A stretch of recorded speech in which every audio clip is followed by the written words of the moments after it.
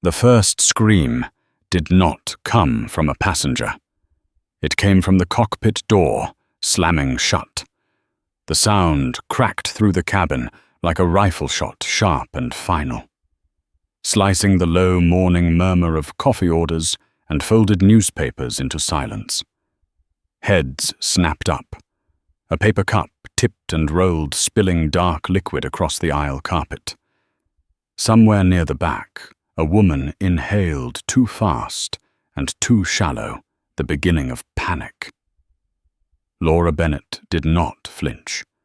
She stood at the forward galley, one hand resting lightly on the edge of the beverage cart, feeling the vibration travel through the metal frame and into her bones. She counted it without meaning to. 1 beat. 2. 3. The aircraft did not decelerate. The engines held steady. That mattered. Behind her, a man shouted, "Hey, what's going on up there?" Laura turned slowly, deliberately. She had learned a long time ago that speed invited attention. Calm did not. She saw him clearly. Late 60s, thinning grey hair. Windbreaker, zipped too high, knuckles pale around the armrest. His eyes were fixed on the cockpit door, like it had personally betrayed him. "I'm sure it's just a procedural issue, sir," she said, voice even unremarkable. The kind of voice people forgot the moment it stopped speaking. "Please remain seated." The lie sat easily in her mouth. She had worn far heavier ones. The cabin lights flickered once, then stabilized. The seatbelt sign chimed on, a small orderly sound that carried no authority anymore. From row 9, a boy's voice cut through the hush. "Mom." The woman beside him pulled him close, pressing his face into her shoulder. Laura caught the movement out of the corner of her eye. The way the mother's hand shook just slightly as she stroked his hair. The way she angled her body instinctively, placing herself between the child and whatever was happening at the front of the plane. Laura catalogued it all without thinking. Distance, angles, lines of sight, people who would panic first, people who would freeze, people who would try to help and make everything worse. She had done this before. Not like this, but close enough. The intercom crackled. A breath. Too close to the microphone. "Ladies and gentlemen," a man's voice said. Not the captain, not the familiar calm cadence of airline reassurance. This voice was older, rougher, carrying an edge sharpened by confidence. "Remain seated. Remain silent. Follow instructions, and this will be over soon." A pause. Long enough to let the words sink in. Failure to comply will have consequences. The intercom clicked off. For half a second, no one moved, the human mind reaching for denial like a life raft. Then the cabin erupted into sound. Not screams yet. Questions. Protests. A man near the window stood halfway up before his wife yanked him back down by the sleeve. Laura raised both hands, palms open, a universal gesture. She stepped into the aisle, her low heels clicking softly against the floor. She did not rush. She did not shout. She let her presence fill the space. "Everyone," she said, "please stay seated. I need you to stay seated." A man near the exit laughed once, sharp and disbelieving. "This isn't funny." "I know," Laura said, meeting his eyes. She held his gaze just long enough for him to see that she meant it. His laughter died in his throat. Near the middle of the cabin, Frank Miller leaned forward in his seat. He had flown more times than he could count. Military transports, commercial jets, Test flights that rattled your teeth and made you question your life choices. He had learned to tell the difference between normal chaos and the kind that rewrote endings. This was the second kind. His eyes tracked Laura as she moved, not the uniform, the movement, the way she placed her feet, heel-toe, balanced, ready, not stiff with fear, not loose with denial, controlled. Interesting. A man in a dark jacket emerged from the cockpit. He was tall, broad-shouldered, his hair cut short in a way that hadn't been fashionable in decades. His eyes were full and alert, scanning the cabin like he was memorizing a room before a storm. In his hand, held low but visible, was a handgun, not waved, not brandished, presented. That was worse. "This is your only warning," he said. His voice carried without effort. "Sit, stay quiet, do not test us." Someone sobbed openly now. A sharp, broken sound that spread like a virus. The man's gaze flicked toward it, calculating, then moved on. He did not react. That, too, was information. Laura felt the eyes on her before she saw him looking back. For a brief moment, their gazes locked. His narrowed. Just a fraction. The way professionals recognize anomalies before they understand them. She lowered her eyes first. The man nodded once, satisfied, and moved back toward the cockpit. The door shut behind him, heavier this time. Locked. The plane kept flying. Laura exhaled slowly through her nose. She had not realized she was holding her breath. She turned and moved down the aisle, checking seat belts, offering quiet words, touching shoulders where she could. Not reassurance. Direction. Breathe slowly. Look at me. Keep your hands visible. Stay with me. A woman in the rear galley clutched Laura's sleeve as she passed. Another flight attendant. Younger. Eyes wide and unfocused. "What do we do?" she whispered. Laura leaned in her mouth close to the woman's ear. "We do our jobs," she said, "and we don't make this worse." The younger woman nodded too fast, fear in every line of her face. Laura squeezed her hand, once firm grounding. Then she let go. In row 12, Frank Miller watched that exchange with growing certainty. He had seen that squeeze before, not on airplanes, on tarmacs, in briefing rooms, from people who knew exactly how bad things could get and acted anyway. He leaned back, heart thudding, and thought, "Whoever you are, you're not just pouring drinks." A metallic clatter echoed from the cockpit, something heavy hitting the floor, a muffled groan followed by silence. The cabin went still again. This time, it held. Laura stopped walking. Her fingers curled just slightly against the seam of her skirt. Her jaw tightened. Somewhere deep in her chest, something old and unwelcome stirred, stretching awake after years of forced sleep. Not yet, she told herself. Not yet. Outside the windows, the sky was a clean, endless blue.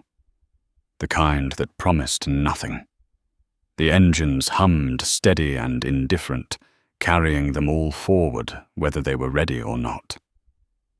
In the cockpit, voices rose, urgent, angry, then cut off. Laura lifted her head.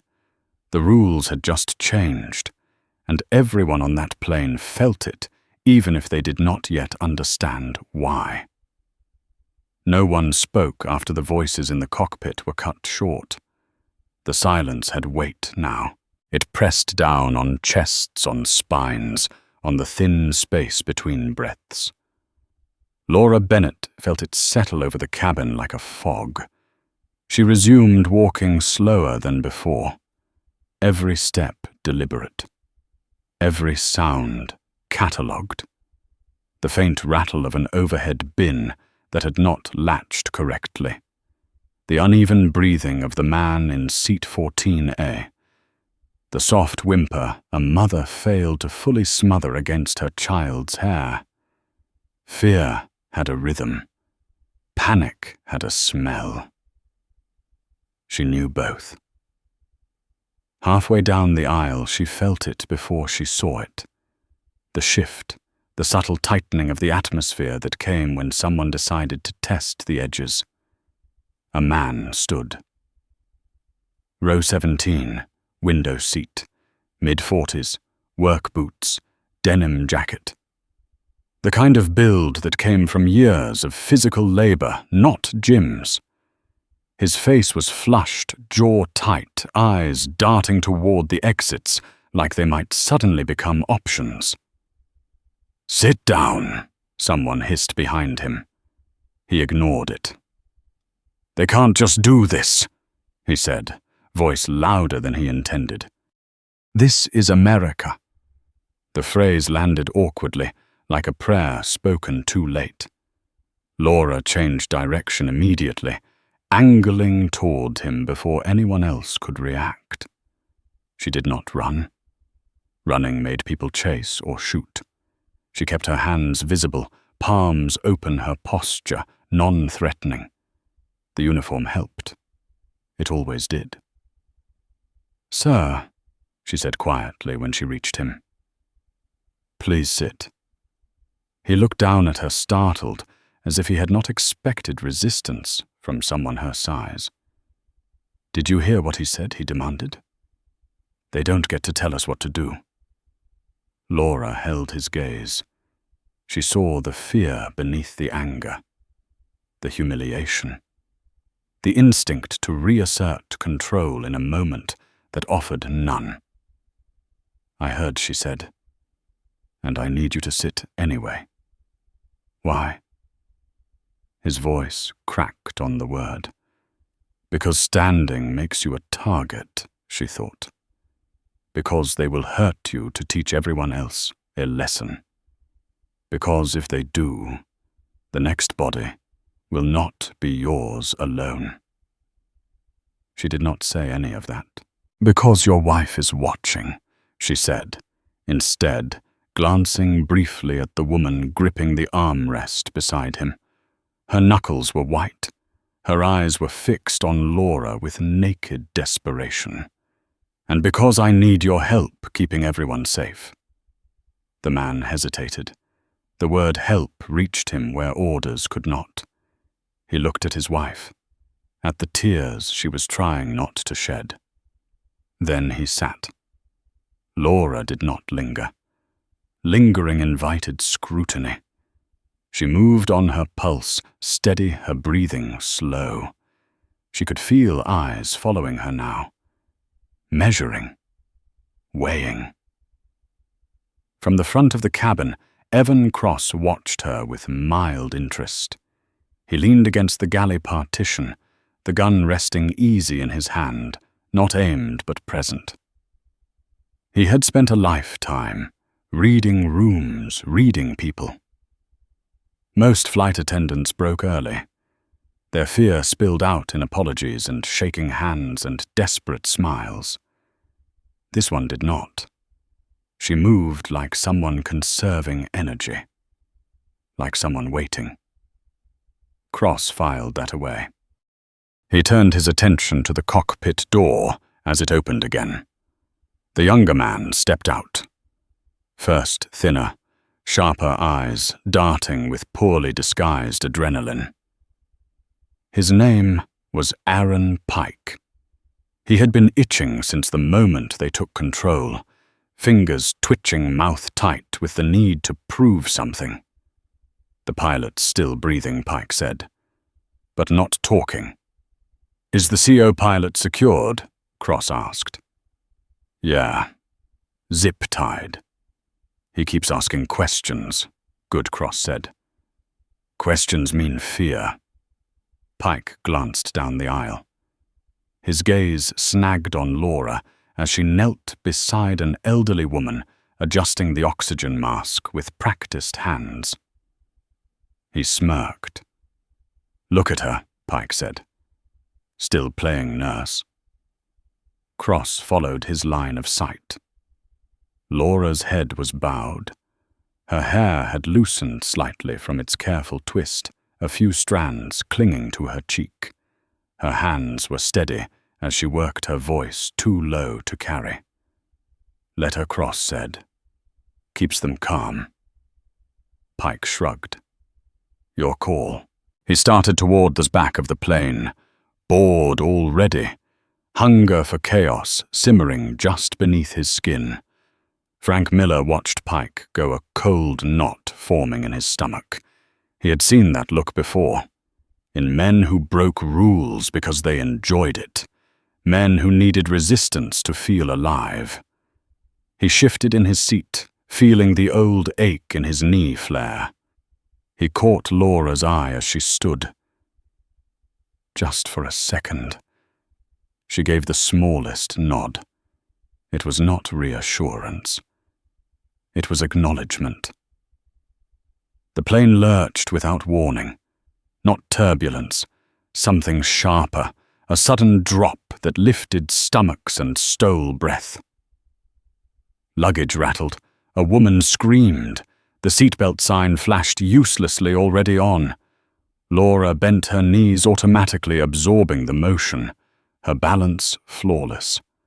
Around her, people grabbed armrests and each other gasping. In the cockpit, the sound of raised voices cut through the cabin. The CO pilot shouting. Cross responding with controlled anger. Pike laughing once, sharp and ugly. The plane leveled out, but the damage was done. Panic rippled fast and contagious. "No," Laura said firmly as a man reached for the aisle. "Stay seated."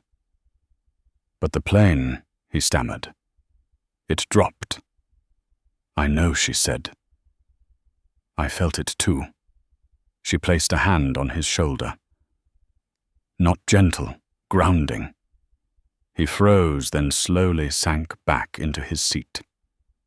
Across the aisle, a woman pressed both hands over her belly breath, coming in short, ragged pulls. Sweat beaded at her hairline. Laura was there in seconds. "Hi," she said softly, kneeling. "I'm Laura. Look at me." The woman tried. Failed. Tears spilled down her cheeks. "I think something's wrong," she whispered. "The baby. I can't calm down." Laura took her wrist, fingers finding the pulse. Fast. Too fast. She nodded once. "Okay," she said. "We're going to slow this down together." She guided the woman's breathing, counting quietly, her voice low and even. In through the nose, out through the mouth. Slow. Again. "Stay with me." The woman clung to her words like a rope. Frank Miller watched the exchange, his throat tight.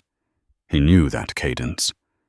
He had used it himself once, kneeling beside a young technician pinned under debris after an engine failure. Same tone. Same certainty. Laura looked up as Cross approached. "What's the problem?" he asked. "Panic attack," Laura said. "She's pregnant." Cross considered that. Considered the optics. Considered leverage. "Handle it," he said finally. Quietly. "Yes, sir," Laura said, eyes lowered. Cross turned away satisfied. As soon as he was out of earshot, Laura leaned closer to the woman. "You're doing great," she murmured. "I'm right here." She stayed until the woman's breathing steadied, until the color returned to her face. Only then did she rise, smoothing her uniform, as if nothing had happened. As she moved back toward the front, Pike stepped into her path. Up close, he smelled like stale coffee and something chemical. His pupils were slightly blown. His smile didn't reach his eyes. "You're busy," he said. "Just doing my job," Laura replied. He tilted his head, studying her. "You don't look scared." "I am," she said easily. He leaned closer. Too close. Most people shake. "I don't," Laura said. For a moment, something flickered across his face. Curiosity. Suspicion. Then Cross's voice cut in sharply from the galley. "Pike." Pike straightened, annoyance flashing. "Yeah." "Leave her," Cross said. "We have other things to worry about." Pike took a step back, his smile returning thinner now. "Lucky you," he said to Laura, then turned away. Laura exhaled slowly as he left. Not yet, she told herself again. But the window was narrowing. She could feel it in the way Cross watched her now, in the way Pike kept glancing back, in the way the cabin held its breath, waiting for something to break. The engines droned on, steady and relentless, carrying them forward into whatever came next. And Laura Bennett walked back to the galley, already running scenarios, already counting seconds, knowing with a clarity that chilled her to the bone that this flight would not land the way it was supposed to. The first real mistake happened quietly, so quietly that only 2 people noticed it at all. Laura Bennett heard it as a change in cadence, not the words themselves, but the space between them, the way Evan Cross's voice, drifting from the cockpit through the thin metal door, hesitated where it hadn't before. A fraction of a second too long, enough to betray uncertainty. Frank Miller felt it in his chest, the old pressure that came when a plan started to fray at the edges. The CO pilot's voice rose sharp and strained. "You don't understand. We're drifting off assigned altitude." Cross replied with something clipped impatient. A command, not an answer. The engines changed pitch. Not much, just enough. Laura stopped at the galley sink, her fingers still submerged in warm water, foam clinging to her skin. She listened with her whole body. The aircraft corrected slightly, then overcorrected. A human hand on the controls tense, overcompensating. Someone in the cabin groaned as the pressure shifted. A man muttered a prayer. The pregnant woman's breathing hitched again. Laura dried her hands, carefully folding the towel instead of dropping it. Control was contagious. So was panic. Across the aisle, Frank leaned forward and spoke to the man beside him, a heavy-set contractor with a red face and a temper that simmered close to the surface. "Don't move," Frank murmured. "Not yet." The man shot him a look. "You don't know that." Frank met his gaze. His eyes were steady, ancient, unblinking. "I do." The man looked away. Aaron Pike returned to the cabin with restless energy, pacing like a caged animal. He dragged his fingers along the overhead bins, making a deliberate scraping sound. Heads ducked, shoulders hunched. "This is what happens when people don't listen," Pike said loudly, his voice pitched to carry. "Things get unpredictable." He stopped near row 13 and kicked a man's foot lightly. Not enough to injure, enough to humiliate. "Seatbelt," he snapped. The man fumbled hands, shaking. Laura watched Pike from the galley, her face blank. She noted the unevenness in his steps, the way he favored his left side just slightly. Old injury, bad healing. He compensated with aggression. Cross emerged from the cockpit again, slower this time. His jaw was tight. He glanced at Pike, then at the cabin, taking inventory. "Status?" Pike asked. Cross ignored the question. His eyes landed on Laura. "You," he said. "Come here." The word cut through the cabin like a blade. Laura did not hesitate. Hesitation would read as resistance. She walked toward him, posture neutral, gaze lowered just enough. "Yes, sir." Cross studied her face up close now. Lines at the corners of her eyes, skin weathered by years of recycled air, and something harsher beneath it. He saw intelligence there. Calculation. It bothered him. "You've been busy," he said. "People are scared," Laura replied. "Keeping them calm makes things easier for everyone." Cross's mouth twitched. "You speak like this isn't your first bad day." Laura shrugged slightly. "Long flights do that." Pike snorted.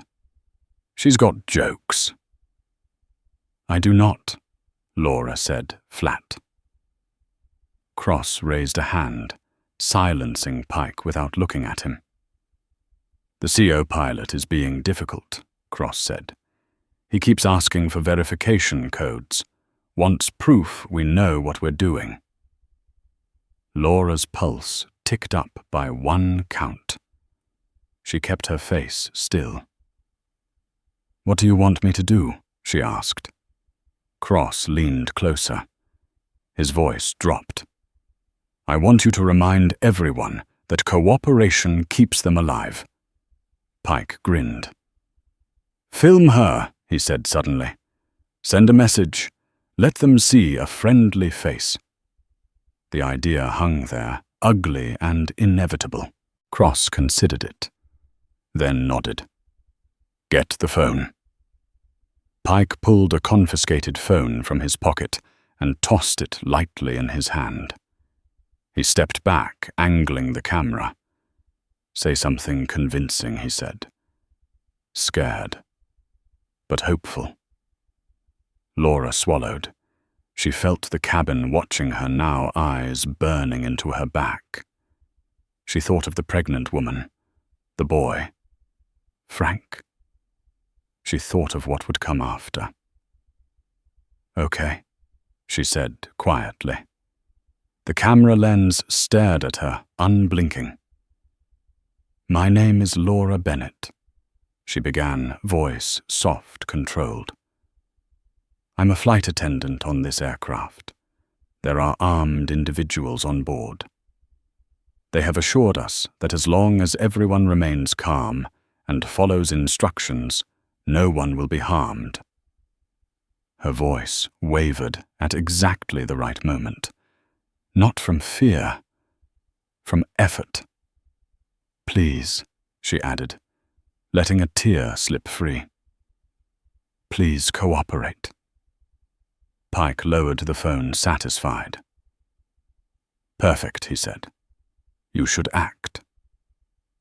Cross watched her for another beat too long. Something about the way she cried without breaking bothered him. He turned away. "Get back to work," he said.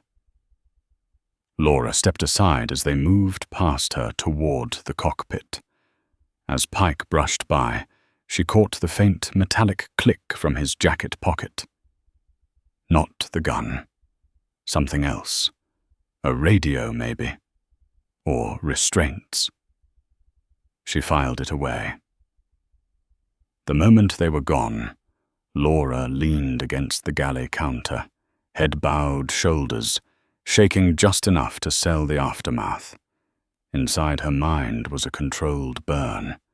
They were tightening the net. That meant time was running out. Frank Miller stood slowly, using the momentary distraction as cover.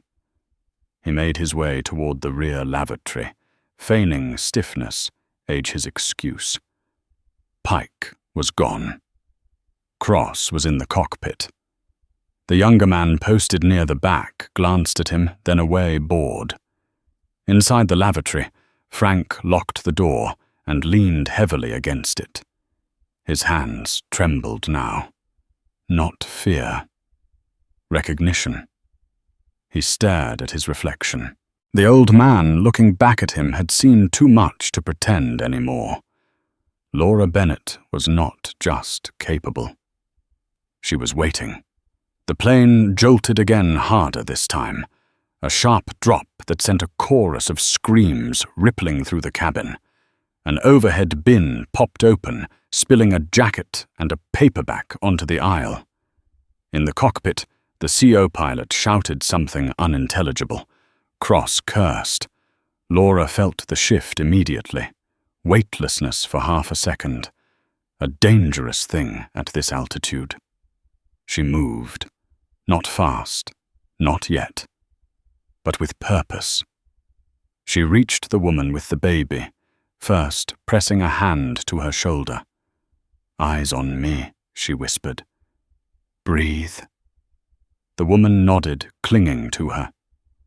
Then Laura straightened and looked toward the cockpit. Frank emerged from the lavatory just as Cross stormed back into the cabin. "Everyone stay seated," Cross barked. "This is turbulence." Frank met Laura's eyes across the aisle. He shook his head once. Slow, deliberate. Now the look said. Laura felt the decision settle into place. Heavy. Final. Pike reappeared from the front, frustration radiating off him. "He's not cooperating," he snapped. "We're losing patience." Cross's gaze swept the cabin. Calculating. He stopped on the pregnant woman. On the boy. On Frank. "We need leverage," he said. Laura stepped forward before she could stop herself. "Take me," she said. The words cut through the cabin, a collective inhale. Frank's heart slammed against his ribs. Cross turned slowly. "What, I'll go?" Laura repeated. "If you need leverage." Pike laughed, delighted. "I like her." Cross studied Laura's face, searching for fear. He found resolve instead. "Fine," he said at last. "You." Pike grabbed her arm. Laura did not resist. Not yet. As Pike dragged her toward the galley, Laura's hand brushed Frank's as she passed. She squeezed once. Hard. Then she was gone behind the curtain, swallowed by the narrow space at the front of the plane. The curtain fell back into place.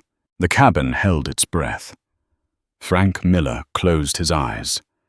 He knew that whatever happened next, the quiet woman with the forgettable voice had just stepped into the moment she had been avoiding for years. And he knew with a certainty that made his hands ache that this plane was about to find out who Laura Bennett really was. The galley smelled like burned coffee and metal, the kind of tight recycled air that carried every sound and magnified every mistake. Laura hit the counter harder than she expected when Pike shoved her forward. The edge dug into her hip. Pain flared sharp and clean. She welcomed it. Pain focused the mind. Pike kicked the curtain shut behind them. The fabric swayed once, then stilled, sealing them off from the cabin. From here, the passengers could hear voices, maybe a struggle, but they couldn't see details. That worked both ways. "Well," Pike said, rolling his shoulders, "you offered yourself. That's rare." Laura steadied herself, hands resting on the counter. She kept her head down, shoulders slightly hunched, the posture of someone bracing for humiliation. "I didn't want anyone else hurt." He laughed. You're a terrible liar." She said nothing.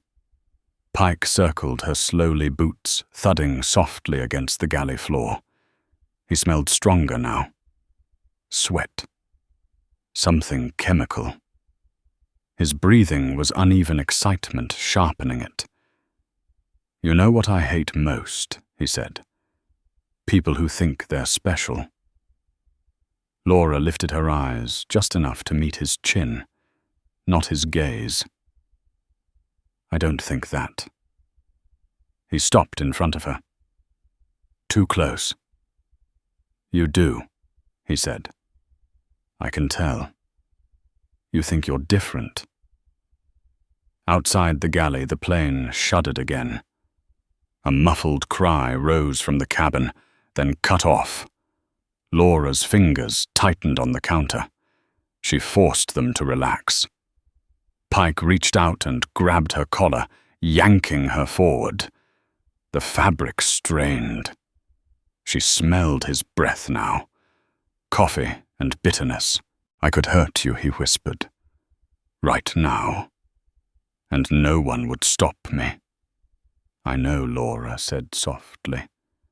The answer threw him. Just a fraction. Enough. He pulled his hand back, drawing it up to strike. That was the opening.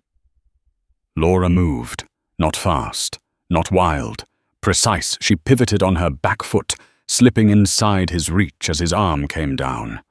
Her forearm drove up under his elbow, redirecting the blow.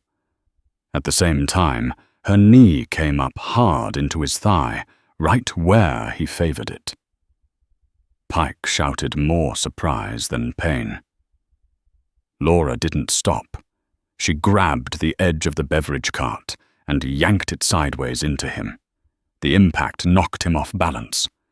He stumbled, swore, tried to recover. Too late. She drove him into the galley wall, her shoulder hitting his chest, her weight behind it. The metal rattled. Pike's head snapped back. He gasped. Laura's hand flashed to his jacket pocket. She felt the shape of the radio, ripped it free and flung it across the galley. It clattered under the counter. Pike swung at her blindly. She took the hit on her forearm, pain blooming hot and immediate. Bone rang. She gritted her teeth and stayed in close, denying him space. Her elbow came up into his jaw.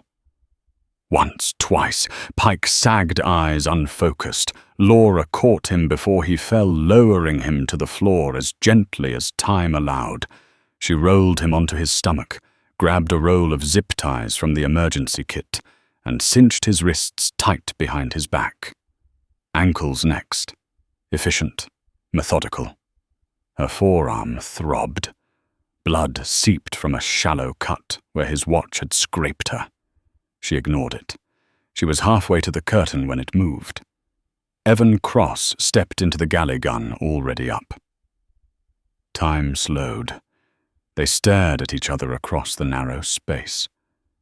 Cross took in the scene in a heartbeat. Pike on the floor. Bound. The overturned cart. Laura standing between him and the cabin. So Cross said quietly, "I was right."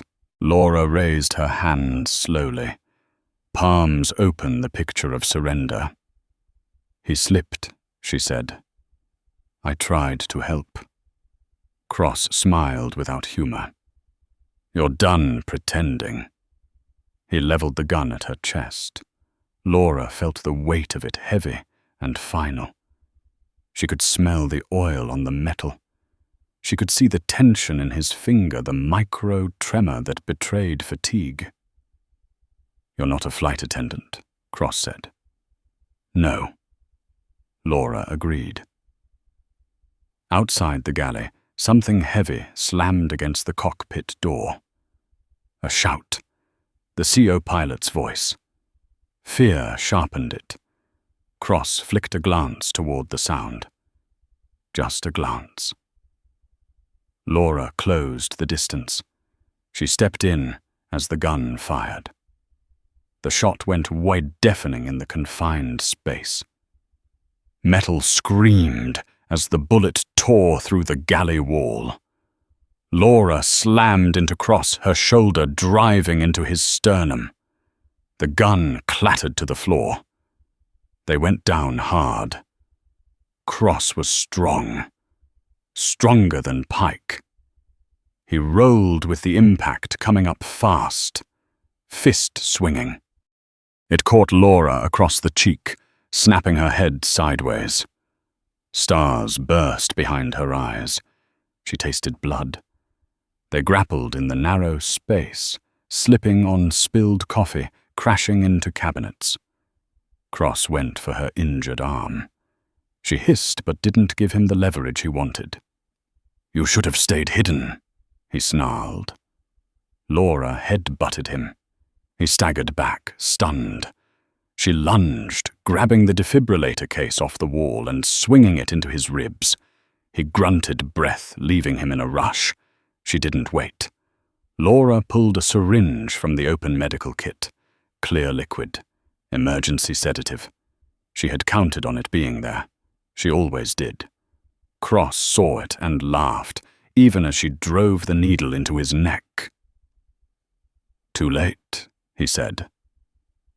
"Not for you," Laura replied. His laughter faltered. His knees buckled. He reached for the counter, missed, and collapsed to the floor beside Pike. Laura stood over them, chest heaving, ears ringing. The galley was wrecked. Smoke curled from the bullet hole in the wall. She pressed her back against the counter and closed her eyes for 1 second. Just one. Then she moved. She secured Cross, double-checking the ties, retrieved the gun, and kicked it under the counter. Disabled the radio with a practiced twist. The curtain flew open. Margaret Collins stood there, eyes wide, one hand clamped over her mouth. Behind her, the cabin leaned forward, as one fear and hope colliding. "It's under control," Laura said. Her voice cut through the noise, steady and commanding. "Everyone stay seated." Margaret nodded, already moving, repeating the words, her voice carrying down the aisle. Laura turned toward the cockpit. Inside chaos. The CO pilot was half out of his seat, wrists raw from restraints he had nearly chewed through. The captain slumped forward, blood drying at his temple. Laura cut the co-pilot free in one swift motion. "I need you with me," she said. "Now." He stared at her. "Who are you?" She met his eyes. "Someone who can land this plane." The engines whined uneven. The altitude alarm began to chime, sharp and insistent. The CO pilot swallowed. "We're off profile." "I know," Laura said, sliding into the captain's seat. Her hands found the controls like they had never left. "Talk to me." He did. They worked together, breath by breath, correction by correction. The plane steadied, then began to respond. In the cabin, Frank Miller sat back slowly, his heart pounding, tears blurring his vision. Around him, people clutched each other, whispered prayers, stared forward in stunned silence. The worst was over, or so it felt. Laura's eyes flicked to the instruments, to the horizon, visible through the cockpit glass. Her jaw tightened. They were not safe yet, but they were no longer helpless, and that she knew made all the difference. The cockpit felt smaller once the noise stopped. Not quieter, just tighter. Like the air itself was holding a grudge. Laura's hands rested on the controls. Fingers light precise, as if the aircraft were something living that might spook if handled too roughly. The yoke responded with a familiar resistance. Not friendly, not hostile, honest.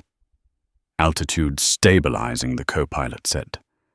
His voice shook despite his effort to control it. We're back within tolerance. Good, Laura replied. Hold that heading. He watched her hands, then the instruments, then her face. He had flown for over a decade.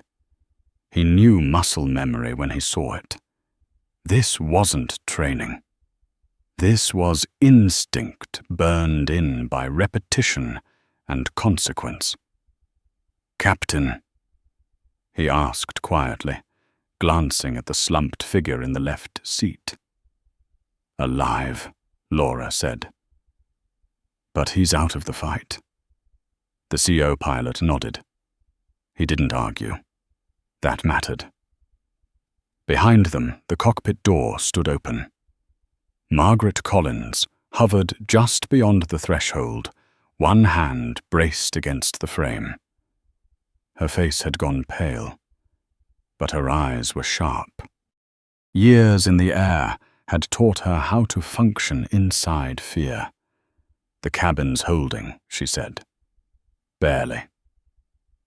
Laura looked back once. Keep them seated. Tell them we're diverting. To where Laura scanned the navigation display. Options unfolded in her mind. Runways she knew. Weather patterns she could read like a map of scars. Closest military capable field. Long runway. Emergency services on standby. Margaret swallowed. Got it. She turned and moved fast already, raising her voice, already becoming the calm she needed everyone else to borrow. The CO pilot hesitated. FAA's going to want to hear from me. They will, Laura said. In 30 seconds. She reached for the radio. Denver Center. This is Charter 742, requesting immediate priority handling. Her voice was steady, clipped. No wasted words. We have a cockpit incapacitation and a resolved on-board security incident.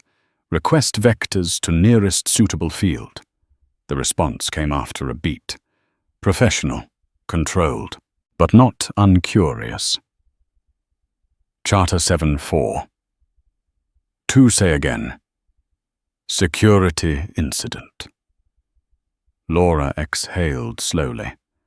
Threat neutralized. Multiple injured. We are not continuing to destination. Silence stretched. Then Charter 7-4. 2 turn right, heading 060. Descend and maintain flight level 240. The CO pilot complied without being told. He looked at her again. They're going to ask who you are. Laura's jaw tightened. I know. In the galley, Evan Cross began to stir. It started with a groan. Low. Wet. Pike was still out cold, but Cross's fingers twitched against the zip ties. His eyelids fluttered, then opened halfway. Pain sharpened his awareness quickly. He focused on the torn curtain, on the absence of voices, on the dull ache spreading through his chest and neck. He smiled. Outside the galley, Frank Miller felt it before he heard it. The shift again. He stood slowly, ignoring the protest in his knee, and moved toward Margaret. Something's not done, he murmured. Margaret's eyes flicked toward the front. She nodded once. I know. Laura felt it too. The hum beneath the hum. The sense of unfinished business. She handed the CO pilot the radio. Talk to them, she said. Say what you need to say. He hesitated. And you, I'll be right back. She unstrapped, stood, and turned toward the galley. The moment she stepped through the curtain, Cross laughed. A dry, broken sound. "You should have killed me," he said. Laura didn't respond. She checked the ties first. Tight, secure. Pike hadn't moved. "You don't get to walk away?" Cross continued. "You think this ends on a runway?" "It ends today," Laura said. "That's enough." Cross's eyes glinted. "You think I picked this flight by accident?" The words hit harder than the punch had. Laura went still. Cross saw it. His smile widened. "You don't know everything. You never did." She crouched in front of him, close enough to smell the sweat and blood. "Talk," she said. He leaned forward as much as the restraints allowed. Someone wanted to see if the stories were true. "What stories?" "That you were done," Cross said. "That you were hiding. That you'd lost your edge." Laura's pulse thudded in her ears. "Who?"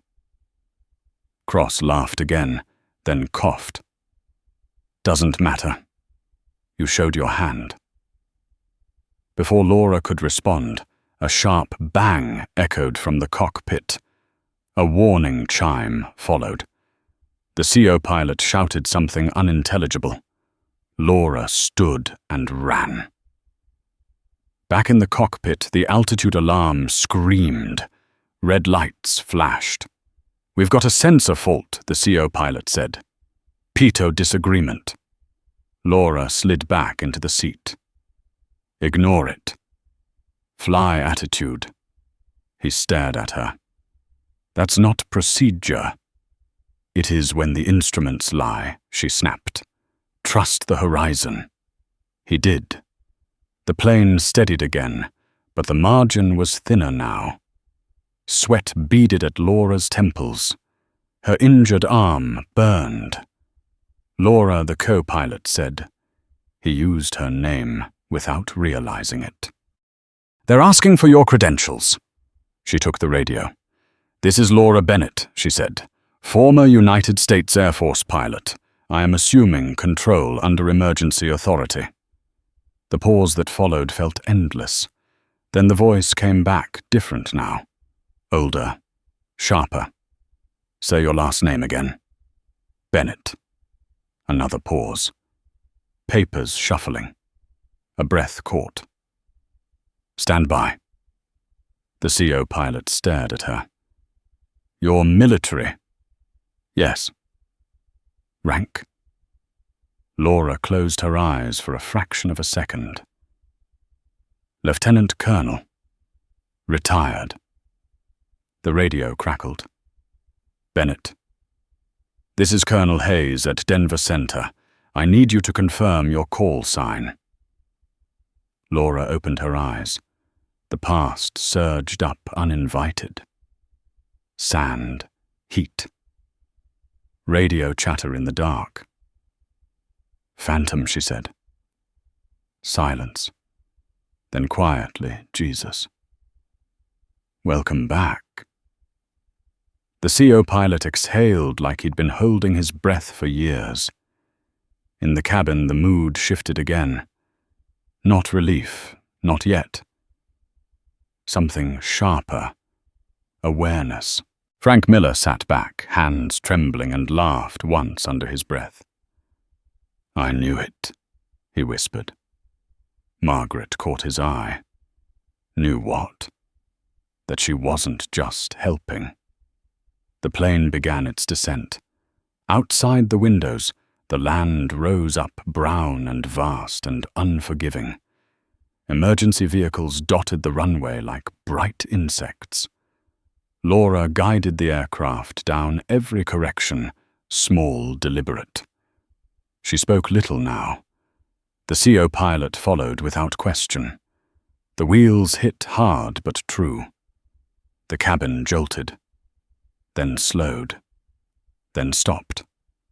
For a moment, no one moved. Then the cabin erupted.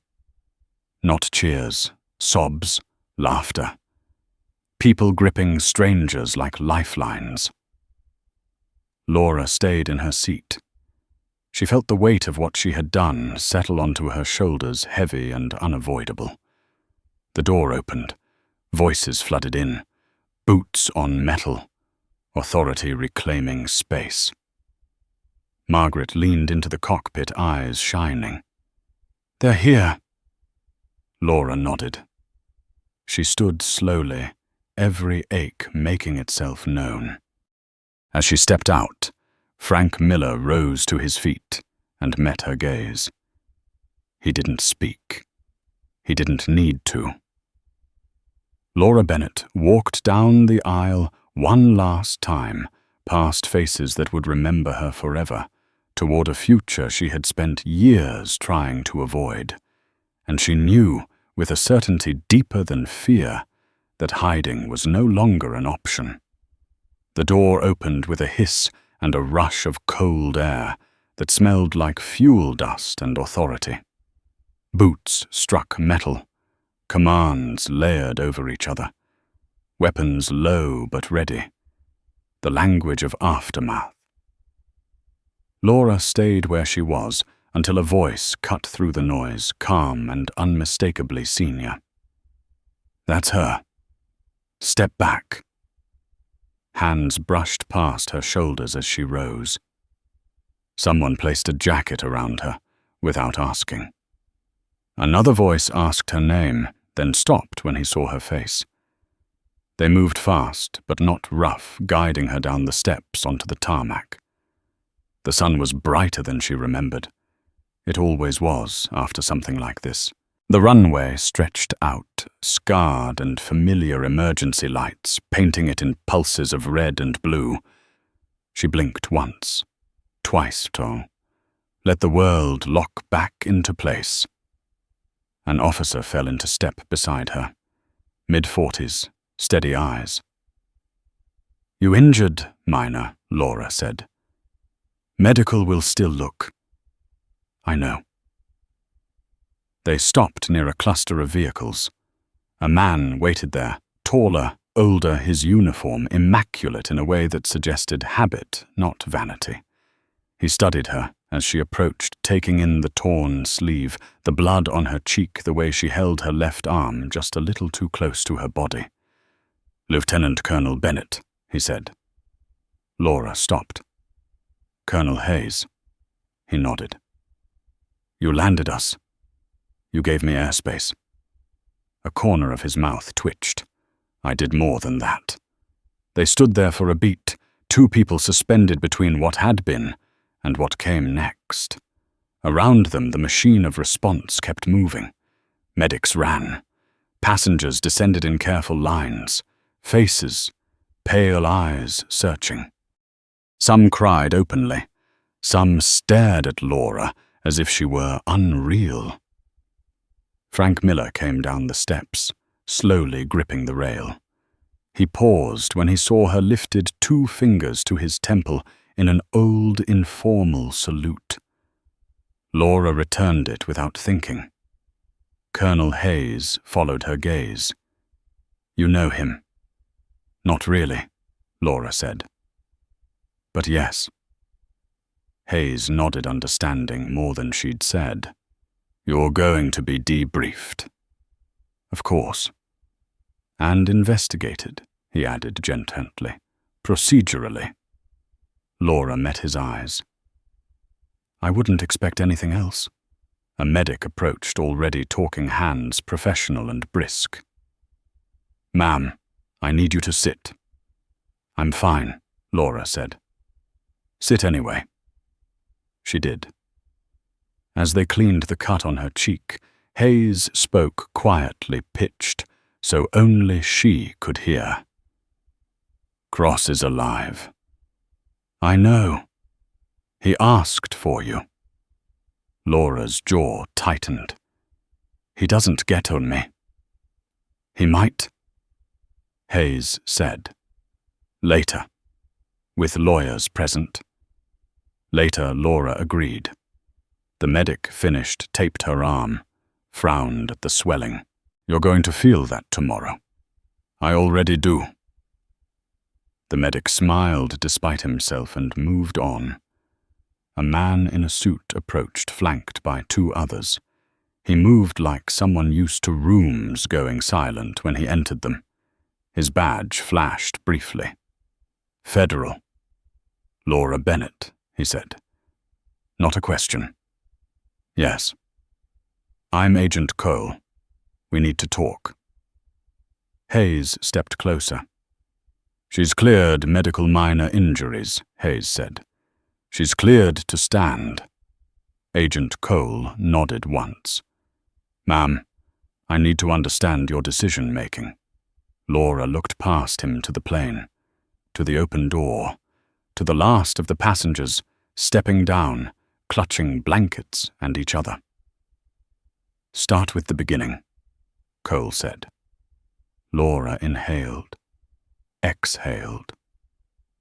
"I did not plan to act," she said. "I planned to manage fear." Cole scribbled something. And when did that art change? When leverage was about to become blood. Hayes watched Cole carefully. She assumed control under emergency authority. "I heard," Cole said. "That's part of why we're here." Laura held his gaze. "I would do it again." Cole paused. "That's not what I asked." "It's the answer you need," Laura said. Cole's pen stopped. He studied her for a long moment, then closed the notebook. "We'll continue this inside." They moved her into a temporary command room, folding tables, coffee gone cold, maps taped to walls, a place where stories were flattened into timelines. They asked about her service. She answered without embellishment. About the years between. She answered less. "Why a flight attendant?" Cole asked. Laura considered the question. Because it was honest. Cole waited. "It let me be useful without being visible," she added. There was a knock at the door. A woman stepped in, eyes red but resolute. "Margaret Collins. She saved my people," Margaret said, voice firm. "Every one of them." Cole nodded. "Noted." Margaret turned to Laura. "They're calling you a hero out there." Laura closed her eyes briefly. "They'll stop." Margaret smiled sadly. "They never do." Hours later, as the sun slid lower, Hayes walked her outside again. The air had cooled. The runway was quieter now, the emergency vehicles pulling away one by one. "You're going to be asked to step back in," he said. "Train. Consult. Speak." Laura looked at the horizon. "I don't want a podium. I know. But you're all going to get one," Hayes said, "whether you stand on it or not." They walked in silence for a few steps. "Cross wasn't wrong," Hayes said finally. "Someone did want to know if the stories were true." Laura stopped. "Who?" Hayes met her eyes. "People who worry when someone like you disappears." Laura felt the weight of that settle. Old, heavy, familiar. "I didn't disappear." "You did," Hayes said gently. "You chose a smaller life. I chose a quieter one." Hayes nodded. "Same difference to some." A vehicle pulled up. Driver waiting, door open. "Where to now?" Laura asked. Hayes hesitated. "Hospital first, then a room with no windows, then choices." Laura stepped toward the car, then paused. She turned back toward the plane, now just a shape against the fading light. Frank Miller stood near the steps, talking quietly with his grandson, who clutched a blanket and stared at Laura like she was a legend, out of a book he didn't know how to read yet. Frank caught her eye and mouthed 2 words. "Thank you." Laura nodded once. She got into the car. As the door closed, sealing out the noise, she leaned her head back and let the exhaustion wash through her. The kind that came after holding a line too long after choosing to be seen. The road ahead was darker than the runway had been, but it was clear, and for the first time in years, Laura Bennett did not look for a place to hide. The room had no windows and no clock. Time here was measured in questions. Laura sat at the metal table, hands folded, posture straight, despite the ache running from her shoulder down her arm. The light overhead hummed softly, an insect trapped in a fixture. Across from her, Agent Cole flipped through a thin folder that held far more weight than its pages suggested. "Walk me through the moment you decided to engage," he said. Laura did not answer immediately.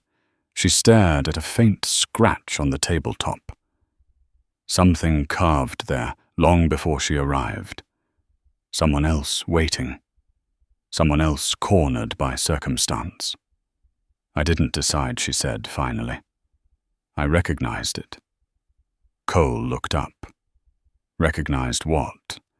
The point of no return. He nodded once, made a note. And before that. "I waited," Laura said. "Longer than was comfortable. Longer than was safe for me. But not for them." "Why wait at all?" Cole asked. "Because escalation kills people," she replied. "Silence keeps them alive." Cole leaned back slightly. "That's a military answer. It's a human one," Laura said. The door opened quietly. Colonel Hayes stepped in, closing it behind him. He didn't sit. He never did when the stakes were still moving. "They've identified Cross," Hayes said. "Former contractor. No current ties on paper." Laura's eyes sharpened. "On paper?" "Yes." "And Pike." "Dead end," Hayes said. "Until it isn't." Cole watched the exchange, measuring what was being said and what wasn't. "You believe this was a test," he said. Laura met his gaze. "I believe it wasn't random." Hayes nodded. "You're not wrong." Cole exhaled slowly. "Then we have a larger problem." "Then you've always had one," Laura said. Silence settled again, thicker now. Hours later, they let her sleep.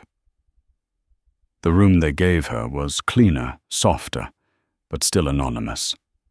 No mirrors, no personal touches. A bed, a chair, a blanket folded with military precision. Laura lay back and stared at the ceiling. Sleep came in fragments, sand and radio chatter, a runway lit only by flares, the feel of a yoke vibrating under her hands as alarms screamed lies. She woke with her jaw clenched, breath shallow, heart racing like it still had something to outrun. In the morning, they brought her coffee. Black, no sugar. She took one sip and almost smiled. Colonel Hayes returned just after sunrise. His jacket was gone, sleeves rolled up, a sign that formalities were ending. "They're moving Cross," he said.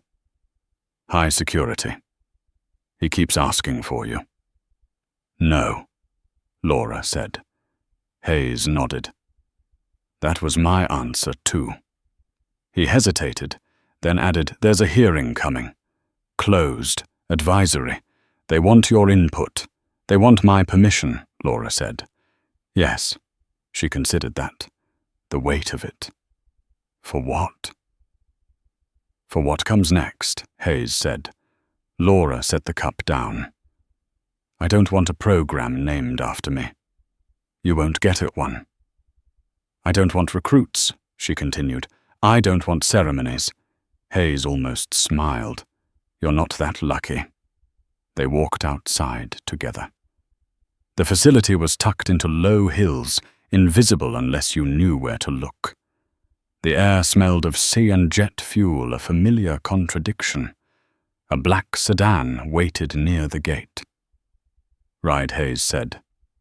No press. Thank you. They drove in silence for several miles. You know, Hayes said eventually you could have stayed hidden. Laura looked out the window. So could you. He chuckled quietly. Fair. The sedan turned, slowing near a small hospital entrance. A woman stood by the doors, hands clasped tightly in front of her. She was younger than Laura. Late 30s, maybe. Her face was pale eyes, rimmed red. That's the woman from the plane, Hayes said softly. The pregnant one. Laura's chest tightened. Why is she here? She asked to see you. Hayes opened the door. The woman stepped forward the moment Laura emerged. She stopped short, uncertainty flickering across her face, then pushed through it. I didn't get your name, she said. Laura. Laura replied. The woman swallowed. I'm Emily. They stood there, two strangers connected by a thin line of shared terror. I was told I might not see you, Emily said. I didn't want that. Laura nodded. How's the baby? Emily's hand went to her stomach automatically. Fine. Scared. Like his mother. Laura smiled faintly. I keep thinking, Emily continued, voice trembling, about how you looked at me. Like you already knew we'd be okay. Laura took that in. I hoped, she said. Emily shook her head. It was more than that. She reached into her bag and pulled out a folded piece of paper. A drawing. Crayon. A plane. Stick figures holding hands. My son drew it, she said. He asked me to give it to you. Laura accepted the paper carefully, like it might break. Thank you, she said. Emily hesitated, then leaned in and hugged her. Brief. Fierce. The kind of embrace that did not ask permission. When she stepped back, her eyes were wet but steady. Whatever they ask you to do next, she said. I hope you say yes. Laura watched her go, the automatic doors sliding shut behind her. Hayes cleared his throat. That's not a fair thing to ask of you. Laura folded the drawing and slipped it into her jacket pocket. It already was. Later that afternoon, she stood in another room. Larger this time. Screens along one wall. A long table surrounded by people who carried authority like second skin. They asked about patterns, about training, about whether someone like her could be replicated. Laura answered carefully. You don't make this, she said. You find it. You protect it. And you don't waste it. A man at the far end leaned forward. Would you help us do that? Laura looked around the room. Faces intent, expectant. She thought of the galley. The sound of a gunshot in a space too small for mistakes. The boy clutching his blanket. Frank Miller's quiet salute. I will advise, she said. I will train instructors. I will not be a symbol. The man nodded. Agreed. When it was over, Hayes walked her out again. "You know this changes things," he said. "I know," Laura replied. "People will look for you now." She smiled thinly. They already were. That night alone again, Laura took out the drawing and smoothed it on the table. She stared at the stick figures, the crooked plane, the sun drawn too close to the wing. She thought of all the times she had chosen the edges. The back rows, the quiet jobs. The world had reached into that quiet and pulled her back. Laura Bennett folded the paper once more and placed it beside her bed. Outside, somewhere beyond concrete and wire. Planes took off and landed unaware of the line that had shifted beneath them, and Laura understood with a clarity that did not frighten her that her life was no longer about avoiding the storm. It was about teaching others how to fly through it. The cameras waited outside the gate, like predators that had learned patience. They were silent now, lenses' dark crews pretending to adjust cables while watching every shadow that moved. Laura Bennett felt them before she saw them. The pull of attention had its own gravity. She adjusted the strap of her bag on her shoulder and kept walking her pace unhurried, her face unremarkable by design.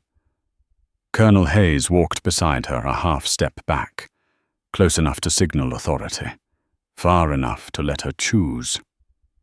"You don't have to do this today," he said quietly. "I know," Laura replied. "That's why I am." They stopped just short of the barrier. Beyond it, microphones lifted as one. A murmur rose, then sharpened into voices calling her name. Her name. The sound felt strange in the open air. Hayes leaned in. "Keep it short." Laura nodded. She stepped forward. The noise surged. Questions collided with each other, overlapping, desperate. Hero. Pilot. Hijackers. How did it feel? Why were you there? Are you going back to flying? Are you afraid? Laura raised one hand. The gesture wasn't large. It wasn't dramatic, but it carried weight. The crowd quieted, not completely, but enough. "My name is Laura Bennett," she said. Her voice carried without strain. "I was a flight attendant on that plane." A ripple moved through the crowd. Someone scoffed softly. "And I am a retired Air Force pilot," she continued. "Both of those things are true." A reporter shouted, "Why hide it?" Laura's eyes found the woman who had asked. Late 40s, sharp haircut, tired eyes. Someone who had been chasing answers for a long time. "I didn't hide," Laura said. "I lived." Another voice cut in. "Did you plan to take over the plane?" "No," Laura said immediately. "I planned to serve coffee and land safely." A few nervous laughs. She didn't smile. When people were threatened, she went on. "I did what anyone with my training would do." I stepped in. Someone else yelled, "Are you a hero?" Laura paused. She let the silence stretch, uncomfortable and honest. "I don't believe in heroes," she said. "I believe in responsibility." That quieted them. She felt it, then the shift. The moment when the story stopped being about spectacle and started becoming something heavier. "People want to know," a man called out, "why someone like you was working as a flight attendant." Laura looked at him. Really looked. "Because I wanted to," she said. "Because dignity doesn't come from rank. It comes from showing up and doing your job well. A beat. And because the world doesn't need to know everything about you to be safe." She stepped back. Hayes moved forward, the practiced shield, and the noise returned louder now, frustrated by the lack of blood in the water. They left through a side entrance. Inside the car, Laura closed her eyes. Her heart was steady. Her hands were not shaking. That surprised her. "You did fine," Hayes said. "I didn't say anything," Laura replied. "You said exactly enough." They drove away as sirens wailed somewhere distant, the city already reshaping the story to fit its needs. That evening, Laura sat alone in a small apartment that did not yet feel like hers. The furniture was borrowed, the walls bare, a temporary place for a temporary life. She turned on the television once, watched herself speak from a dozen angles, turned it off. Her phone buzzed on the table. Unknown number. She stared at it for a long moment, then answered. Bennett. The voice on the other end was familiar, controlled, amused. "You've been busy." Laura's jaw tightened. "You're not supposed to have this number." "I have many things I'm not supposed to have," the voice said. "That's why we're talking." "Who is this?" Laura asked. A pause. Calculated. "Someone who has followed your career for a long time." "I don't have a career," Laura said. "I have a past." "You have a pattern," the voice corrected. "You step in when systems fail." Laura stood and walked to the window. Outside planes crossed the sky in steady lines, indifferent to human drama. "Why are you calling?" she asked. "Because Evan Cross didn't choose that flight randomly," the voice said. "And because now everyone knows you're still capable." Laura closed her eyes. "What do you want?" she asked. "To offer you a choice," the voice replied, "before others make it for you." Silence stretched. "I'm listening," Laura said. The voice smiled through the line. She could hear it. "We're putting together something new," it said. "Off the books. Advisory only.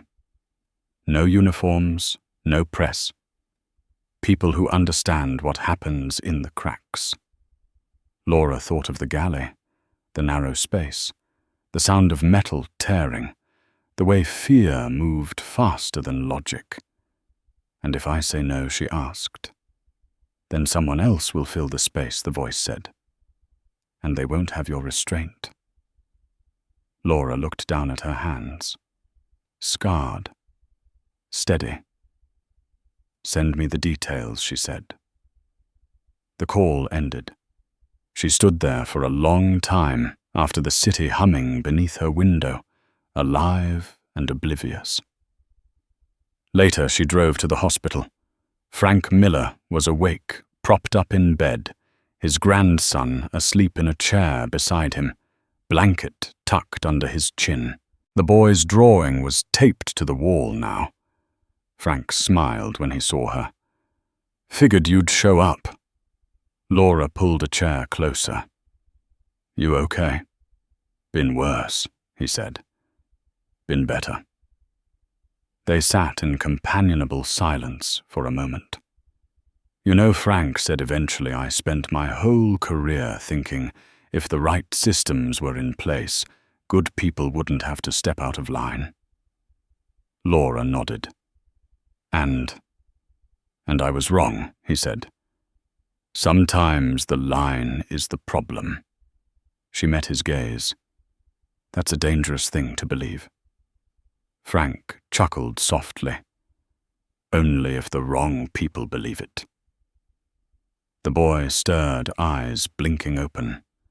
He looked at Laura, then at the drawing, then back at her. "Are you the lady from the plane?" he asked. Laura smiled gently. "Yes." "You saved us," he said matter of fact. Laura shook her head. We saved each other.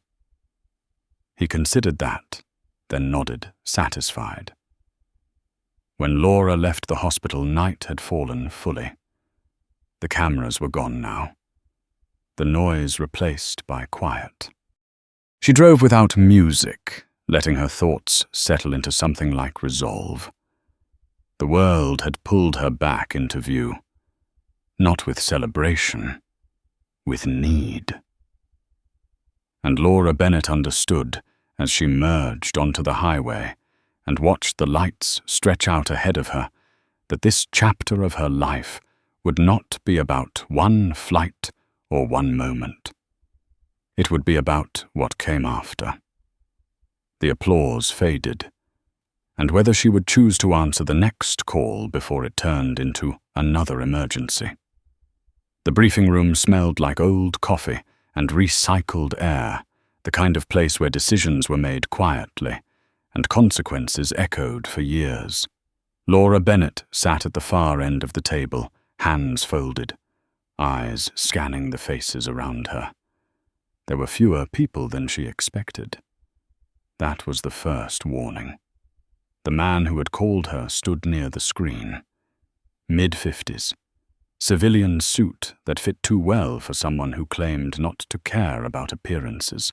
His name, when he finally offered it, was Daniel Mercer. "We don't exist," Mercer said. "Not officially." Laura leaned back slightly. That's usually how it starts. A few people around the table smiled. Not because it was funny. Because it was accurate. Mercer clicked the remote. Images filled the screen. Flight paths, cargo manifests. A grainy still of Evan Cross taken years earlier, younger, leaner, standing beside men whose faces were already blurred out by classification. "You weren't the target," Mercer said. "You were the variable." Laura's eyes narrowed. "Explain." Cross was hired to test response thresholds. Mercer continued. Private funding, plausible deniability. The goal wasn't to crash a plane. It was to see what happened when systems failed under pressure. "And I ruined the data," Laura said. Mercer nodded. "You contaminated it." Silence settled over the table. Laura looked at the others, a woman with close-cropped hair and a scar along her jaw. A man whose hands never stopped moving, tapping out patterns. Only he understood. People who had lived in margins long enough to forget what center looked like. "You want me because I don't fit your models," Laura said. "Yes," Mercer replied, "and because you won't flinch." Laura considered that. "You don't know me." "We know enough," Mercer said. "We know you walked away. We know you stayed away longer than most. And we know you stepped back in without hesitation when it mattered." Laura exhaled slowly. "And if I say no?" Mercer didn't answer immediately. He let the images cycle. Planes, trains, public spaces filled with people who believed the systems above them were unbreakable. "Then we find someone else," he said, "and hope they have your restraint." Laura looked at the screen, at the faces she didn't recognize and the patterns she did. "This isn't about prevention," she said. "It's about anticipation." "Yes," Mercer agreed, "and intervention." The word sat heavy. She stood pacing once around the table. The room followed her eyes, tracking waiting. "I won't run operations," Laura said. "I won't give orders in the field." Mercer nodded. "We didn't ask. I won't recruit," she continued. "And I won't be your insurance policy." "Then what will you be?" the woman with the scar asked. Laura stopped, looked at her. "A line," she said. one you don't cross without thinking. Silence. Then Mercer smiled, small and sharp. That's exactly what we need. They talked for hours. Not tactics, ethics, boundaries, where responsibility ended and obsession began. Laura pushed back where she needed to, harder than they expected. She saw respect replace curiosity one face at a time. When it was over, Mercer slid a thin folder across the table. No name, no seal, just coordinates and times. First consult, he said. Observe only. Laura took the folder but didn't open it. If I see something wrong, she said, I won't stay quiet. Mercer met her gaze. We're counting on it. That night, Laura drove alone again. The highway was nearly empty, the city thinning out behind her. She rolled down the window and let the cold air burn her lungs clean. At a red light, she caught her reflection in the rearview mirror. The woman looking back at her seemed older than she remembered. Not worn, just sharpened. Her phone buzzed. A message from Hayes. Short. Direct.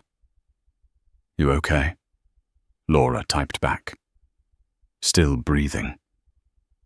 She thought of Emily, of Frank, of the boy's drawing folded carefully in her jacket. She thought of the quiet life she had built piece by piece, believing it was enough. The light turned green. She drove on. 2 days later, she stood on a ridge overlooking a desert airfield that did not appear on any map.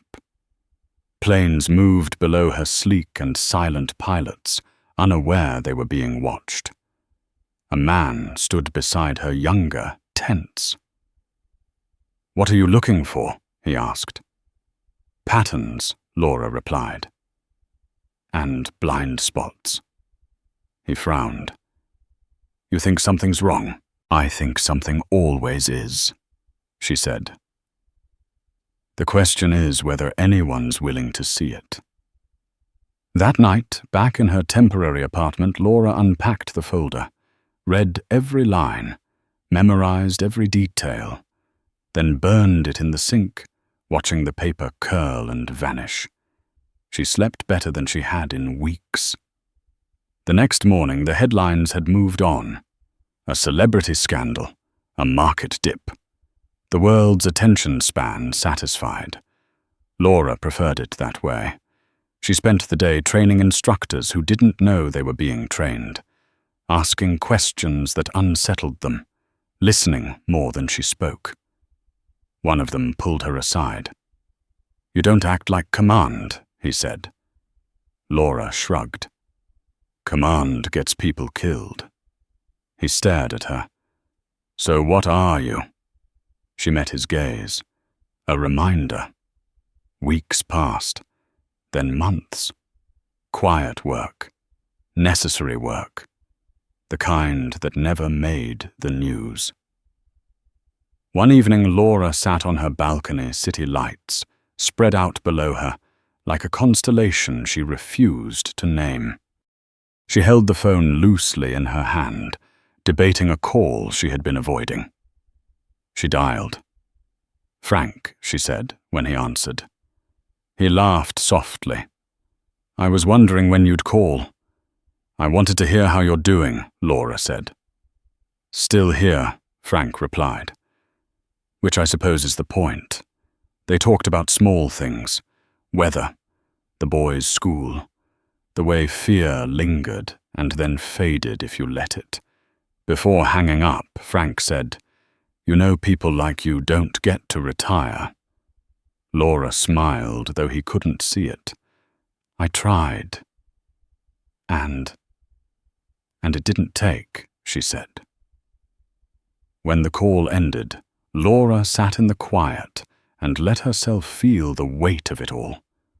The responsibility she had stepped back into. the line she had drawn. She didn't know where it would lead, only that the world would keep testing its seams. And Laura Bennett would be there, not as a symbol, not as a hero, but as something far more dangerous. Someone paying attention. The hearing room was brighter than she remembered, all glass and flags and polished wood, designed to make truth feel orderly. Laura Bennett sat alone at the witness table, hands resting, flat posture relaxed but alert, like someone waiting for turbulence. The nameplate in front of her was new, not flight attendant, not consultant, just her name. The room filled slowly. Senators' aides, staffers who whispered too loudly. Cameras clicked red lights blinking to life. This was not a courtroom. It was theater, calibrated for the evening news. Across the room, Daniel Mercer stood against the wall, invisible by design. He didn't nod. He didn't smile. He watched. The chairman cleared his throat. He was in his late 60s. Hair silver voice, trained to sound calm, even when it wasn't. "Ms. Bennett," he said, "thank you for appearing voluntarily." Laura inclined her head. "Of course. You understand this committee is reviewing the events surrounding the recent hijacking incident and subsequent actions taken by non-standard actors." "That's a careful way to say it," Laura replied. A ripple moved through the room. Not laughter. Recognition. The chairman adjusted his glasses. "Do you deny that you exceeded the scope of your civilian role on that flight?" Laura didn't rush. She let the silence stretch until it became uncomfortable. "I deny that there was a civilian role left to stay inside." Another senator leaned forward. Former military.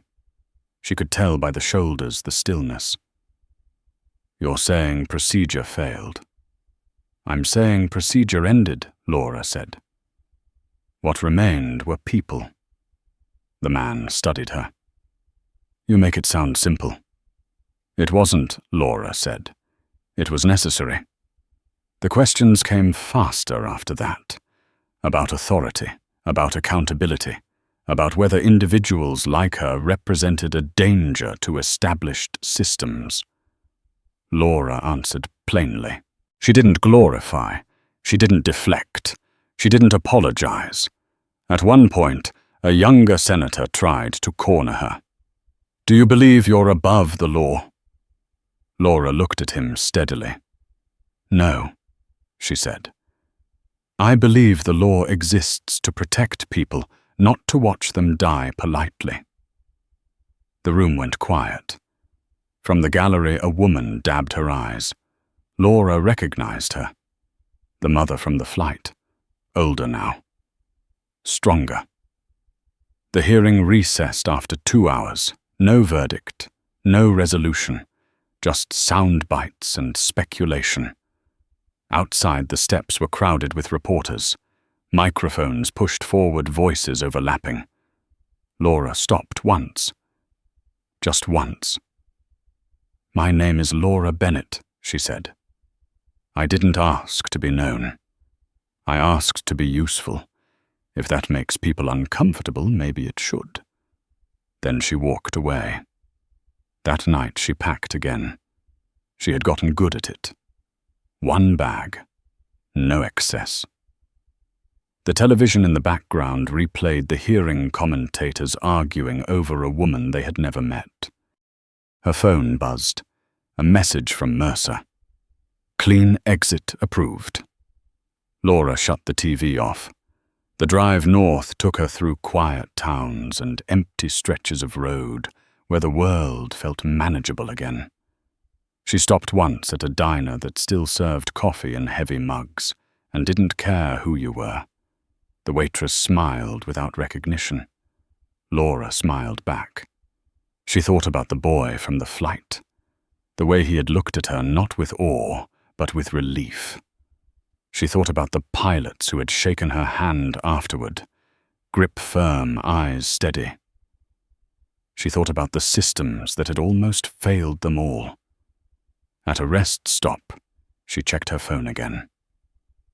A new message forwarded through channels that didn't exist. "Training facility ready." Laura finished her coffee and got back on the road. The facility was unmarked, tucked into hills that rolled soft and green. Nothing dramatic. Inside the rooms were plain, functional, honest. They waited for her in a classroom that smelled faintly of chalk and metal. A dozen faces, young, old. Men and women who carried potential like a weight they didn't yet understand. Laura stood at the front. No introduction, no ceremony. "This isn't about being brave," she said. "It's about being present. When systems fail, when noise overwhelms sense, when fear tries to make decisions for you, someone has to stay awake." They listened, really listened. Days turned into weeks. Laura taught quietly. How to read a room, how to hear what wasn't being said, how to step forward without becoming the story. Sometimes, late at night, she walked the perimeter alone. Thought about the life she might have had if she had kept pushing carts down aisles, blending into the background. She didn't regret it. She just acknowledged it.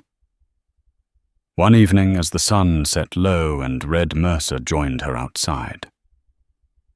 "They're arguing about oversight," he said. "They always are," Laura replied. "You could disappear again," he said. "No one would stop you." Laura watched the horizon. "I know. And you're staying. For now." Mercer nodded. "That's all anyone can ask."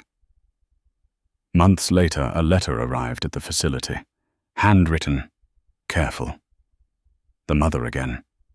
The boy had started flight school. Wanted to fly because someone once stood up when it mattered. Laura folded the letter and placed it in her bag. The world kept turning. Crises rose and fell. Names faded.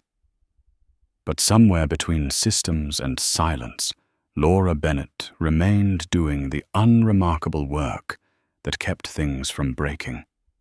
Not a legend, not a headline, just a person who refused to look away.